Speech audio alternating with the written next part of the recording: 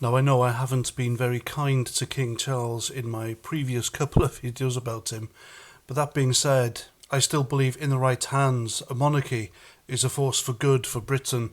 It was for Queen Elizabeth, because she seemed to have wielded it properly. Because you see, monarchy in the hands of the right person is like an ace in the hole, if you know what I mean, for businesses to come here and to help flatter foreign governments, foreign world leaders. Because if we offer them a stay at Buckingham Palace, audience with the Queen, the pomp and pageantry, then they'll do anything. They'll want that. And it's worked. It's also a huge tourism success that has brought a lot of money into the country.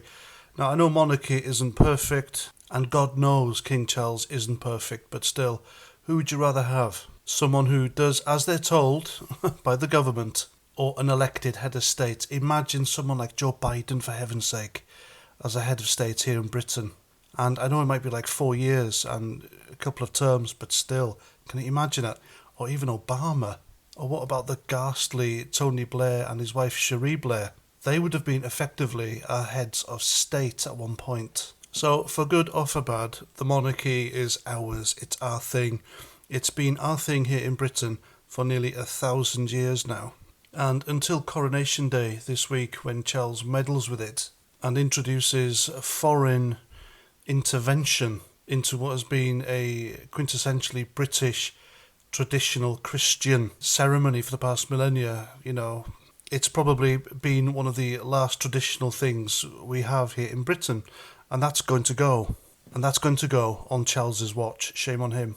And that being said, love him or hate him, Charles is our monarch.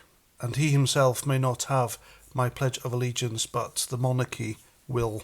And I feel I have a right to bash the British monarchy, because this is a so far free and democratic society.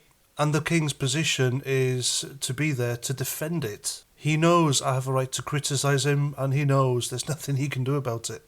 But what I am getting fed up with is people like Dr. Shola Moss, Narinder Kaur, the usual race-baiting lot, bashing my British values, my monarchy, and my country. And the other one, of course, is Trash Sarkar. Obviously, her name is Ash Sarkar, but the woman is trash. She sells herself as a communist journalist, and she's good mates with Owen Jones, so there we go, I hate her already. And predictably, she's weighed in on hating on our monarchy. This is what she said. Whatever way you slice it, the monarchy is neither a fair nor representative institution. Well, it is a very representative institution. This island, whether people like it or not, is a predominantly it's white, dominated by white people. Therefore, it has represented this country rather well, or this island rather well. And then she said they are a cartel of some very weird people, and she's right there. However, she's not very perfect herself, is she? She's the one who sucked on an orange ice lolly and posted a photo of herself doing that on social media immediately after yet another terrorist outrage by her own religion of getting away with stuff. And she did that in order to antagonise, and she knew what she was doing. She also gloated in a video about the fact that her demographic winning the population race, as she said, here in Britain. And she also declared herself to be a communist who's a champion under the sheets. If you can imagine that. I'll tell you what, I can imagine it being like sleeping with a hairy coat hanger. If you can, anyway. And then she said something which was really ill-informed, and she said it in a way as to completely rubbish the monarchy's legitimacy by way of ancestry, which is really weird. Anyway, she said, if we want to start talking about family imports who haven't been here for 930 years, let's start with the House of Windsor, Saxe-Coburg and Gotha. Now, by this, she is suggesting, really stupidly, that King Charles's family have only been here for the past 200 years, but unbeknownst to her, King Charles is a direct descendant of Edward the Confessor and William the Conqueror. So if anyone's family have earned their right to be on this island, I'd say the royal family pips Ash Sarkar's family by nearly 1,000 years. So it's clear that Trash Sarkar doesn't like our monarchy, and that's okay.